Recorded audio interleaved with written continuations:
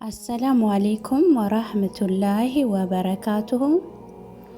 የከባድ ሲህር ምልክቶች በሴቶች ላይ። ይህ ጽሑፍ ከዶክተር አቡ ፈርሃን ጥናታዊ መጣጥፎች ላይ የተወሰዱ ናቸው። ምልክቶቹ፣ አንደኛ፣ ቀን ማታ ያለ ምክንያት መጨናነቅ። ያለ ምክንያት የተባለበት የራሱ ምክንያት አለው። መጥፎ ዜና ሳይሰማ ውስጥ ጭንቅ ጥብብ ይላል። ሁለተኛ፣ ልክ ቁርአን ሲቀሩ ማዛጋት፣ ማንባት።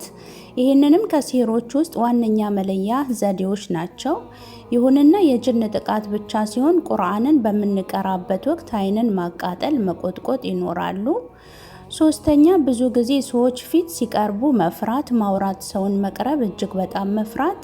ይህም ፍራቻ በሰው በተሰበሰበበት ብቻም አይደለም፣ ጭራሹኑ አዳዲስ ሰዎች ሲተዋወቁ መፍራት ይጀምራሉ። ብዙውን ጊዜ ሴቷ በትዳር ላይ ሲህር እንደተሰራባት የሚያመለክተው ደግሞ ሴቷ ወንዱን ልትመለከት ስትል ወይንም ደግሞ ስለ ትዳሩ ስታስብ ሰውነቷ በረዶ ውስጥ እንዳለ ነገር ይርገፈገፋል።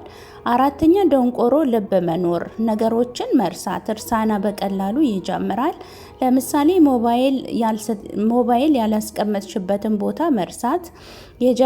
የጀመረች ሴት ሲህሩ እየጠነከረ ሲሄድ ደግሞ ጭራሽ የምትሰማቸውን፣ የምታነበውን፣ የምታየውን ወደ መርሳቱ ደረጃ ትቃረባለች። አምስተኛ፣ ክፉ ችግር፣ ዋናውና ብዙዎች ላይ የምንመለከተው የሀይድ ችግር ነው። ይህንንም ሀይድ ወይንም በቶሎ አይቆምም አሊያም ቶሎ አይጀምርም። ይልቁንም ልክ ሕክምናችንን ሲጀምሩ ሲህሩ ፋታ የሌለው ሀይድ እንዲያዩ ያደርጋቸዋል። ሀይድ ይበዛል። 3 እና 4 ወር ቆይቶ መምጣት፣ መሽተት፣ እጅግ በጣም ህመም መኖር ምልክቶቹ ናቸው። ስድስተኛ፣ ተራ አይደለም። ይህ በትክክል ከሌሎች ምልክቶች ጋር ከታየ ሲህር ስለመኖሩ አብሳሪ ነው።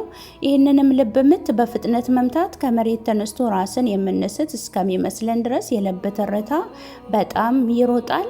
በዚህ ሰዓት ላብ ጥምቅ ማለት ሊኖርም ላይኖርም ይችላል። ይሁንና የትንፋሽ ማጠር፣ ቶሎ መድከም ካለ በዚህም መካከል ይህ ከልብ ህመም ውስጥ ነውና በሆስፒታል ደረጃ ሊታዩ የግድ ነው። ሰባተኛ፣ ርህራሄ የሌለው ከወገብ በታች ህመም ብሎም ከሁለት ኩላሊቶች ያሉበት ቦታ ላይ ውጋት። እነኚህ እጅግ በጣም ተደጋጋሚ ወይንም ደግሞ አንዴ ከጀመሩ የማይለቁ ሲሆን ህመሙ ማህፀን ድረስ የሚሰማ ነው።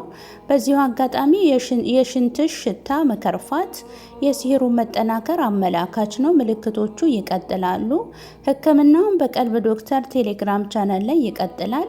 ይሄ ምልክት ያለብሽ እህቴ ወደ ቀልብ ዶክተር የቴሌግራም ቻናል ላይ በማምራት ኡስታዞችን ሰበብ ሁኑኝ ብለሽ በማማከር ባለሽበት ቦታ ሆነሽ በአላህ ቃል በነቢዩ ሰለላሁ ዐለይሂ ወሰለም መንገድ ብቻ ህክምናሽን ያለ ሽርክ ያለ ንኪኪ ማግኘት እንደምትችይ ከወዲሁ ልገልጽልሽ እወዳለሁ።